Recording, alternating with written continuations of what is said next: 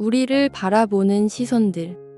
여호와께서 요셉과 함께 하심으로 그가 형통한 자가 되어 그의 주인 애굽 사람의 집에 있으니 그의 주인이 여호와께서 그와 함께 하심을 보며 또 여호와께서 그의 범사에 형통하게 하심을 보았더라. 요셉이 그의 주인에게 은혜를 입어 섬김에 그가 요셉을 가정 총무로 삼고 자기의 소유를 다 그의 손에 위탁하니 어렸을 때 명절이라든가 가족 행사들이 있었을 때 친척들이 오면 어르신들이 어머니나 아버지 어릴 적 모습이랑 똑같다는 말들을 하고 이제 내가 장성해서 결혼하고 자녀를 데리고 나가면 외모라든가 행동을 보고 자녀들에게 엄마나 아빠 어렸을 적과 똑같다는 말을 듣습니다. 의학적인 관점에서 나와 내 배우자의 유전적인 모습을 그대로 물려받았기 때문에 공통적인 모습이 보일 수 있습니다.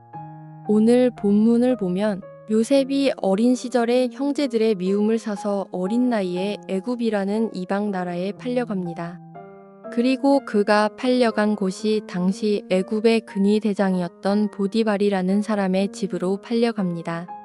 당시 노예들은 키우는 개보다 못한 사람 취급을 받는 신분이었는데 애굽의 최고 권력을 가진 보디발이 요셉에게 일을 맡깁니다.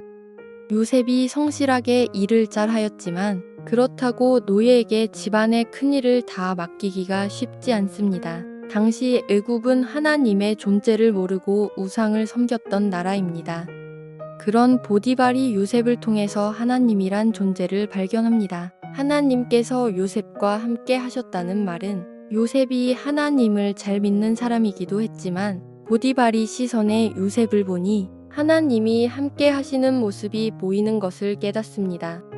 예수를 믿는 우리들은 하나님의 자녀들입니다. 우리는 가장 가까운 가족들의 영혼을 구원하기를 애쓰고 바라지만 가장 친밀한 관계 속에서 나를 통해서 나의 모습에서 하나님의 모습이 안 보이기 때문에 영혼 구원이 어려운 것입니다.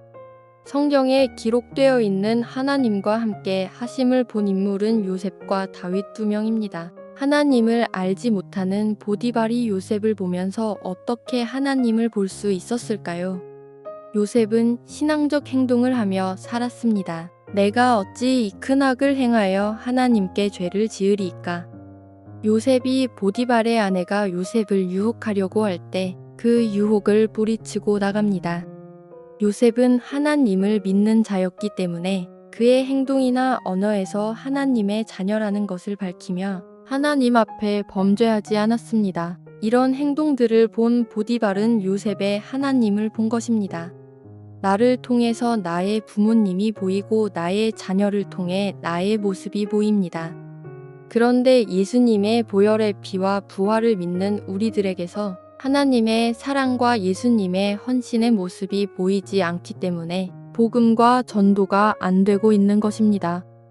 세상의 시선에서 보면 예수 믿으며 성경책 끼고 교회를 다니는 우리 모습에서 선하고 긍휼하시고 공의로운 하나님의 모습이 보이지 않기 때문에 기독교라고 하면 욕을 먹기도 하고 사회생활을 하며 인간관계를 위해서 술과 담배의 제약으로 기독교인 것을 숨기는 사람들도 제법 많습니다. 이런 시선을 볼 때 우리 크리스천들은 우리의 모습을 되돌아보며 반성이 필요하다고 생각합니다. 내가 또한 너희에게 말하노니 누구든지 사람 앞에서 나를 시인하면 인자도 하나님의 사자들 앞에서 그를 시인할 것이요. 사람 앞에서 나를 부인하는 자는 하나님의 사자들 앞에서 부인을 당하리라. 예수님께서는 너희가 살아서 나를 인정하면 하나님 아버지도 너를 인정할 것이고 너희가 살았던 나를 부정하면 하나님도 너희를 부정할 것이라고 말씀하십니다. 예수 믿는 사람들이 세상에 살면서 나는 예수 믿는 사람이다 고백하지 못하고 살아갑니다. 그러다 보니 적당히 타협하고 살다 보니 사람들은 예수 믿는 자들을 주변의 친근한 이웃이라고 생각하면서 하나님을 보지 못합니다. 초대교회 안디옥 교회에서 그리스도인이라는 호칭이 생긴 것은 그들 스스로가 우리는 그리스도인입니다라고 외쳤던 것이 아니고 그들을 바라봤던 제3의 인물들이 예수 믿는 존재들이라는 표현으로 그리스도인이라고 불렀습니다. 요셉에게는 하나님의 성품을 닮은 행동이 있었습니다. 게으른 자여 개미에게 가서 그가 하는 것을 보고 지혜를 얻으라. 부지런한 개미처럼 예수님을 믿는 사람들은 성실해야만 합니다. 궁극적인 근거는 하나님께서는 쉼없이 항상 성실하게 일하시는 분이십니다. 태초에 천지를 창조하시고 지금까지 하나님은 단 한 번도 게으르게 역사하신 적이 없으신 분이십니다. 하나님을 믿는 우리들은 우리의 여러 가지 해결되지 않는 문제들과 질병의 치유로 기도를 합니다. 많은 하나님의 자녀들이 기도를 할 때 하나님께서는 단 한 번도 불평하지 않으시고 그 많은 기도의 소망들을 매일 들으시고 어떻게 해결해 줄까 최선의 계획으로 일하고 계심을 신뢰하시기 바랍니다. 예수 믿는 사람이 성실근면이 기본적인 품성이 돼야 하는 것입니다. 요셉에게서 정직성을 보았습니다. 악인의 제사는 여호와께서 미워하셔도 정직한 자의 기도는 그가 기뻐하시느니라. 오늘날 세상을 살아가다 보면 눈 가리고 어흥해도 살아갈 수 있기 때문에 우리는 정직을 자꾸 타협합니다. 우리가 한번 거짓말을 하기 시작하면 나중에는 습관처럼 거짓말을 하며 살아가게 됩니다. 그러나 예수 믿는 사람은 내가 얼굴 한번 화끈거리고 욕을 먹더라도 정직하게 살려고 노력해야 합니다. 이슬람 국가에서 나라의 관직을 뽑을 때 기독교인들이 물질에 정직하다고 생각하고 신뢰하며 기독교인들을 채용한다고 합니다.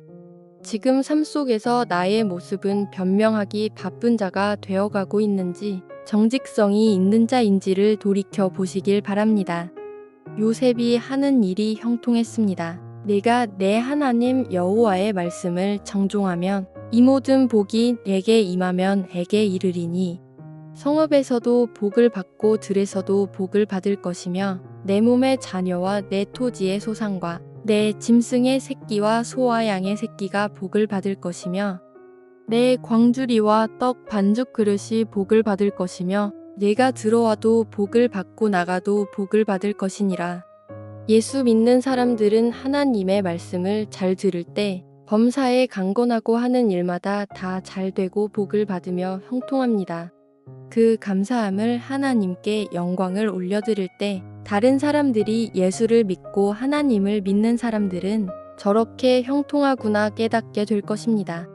가정이나 교회나 사회에서 나를 바라보는 시선들이 있습니다. 나를 통해 하나님께서 살아계심을 전할 수 있는 자녀가 되시기를 예수님의 이름으로 축복합니다.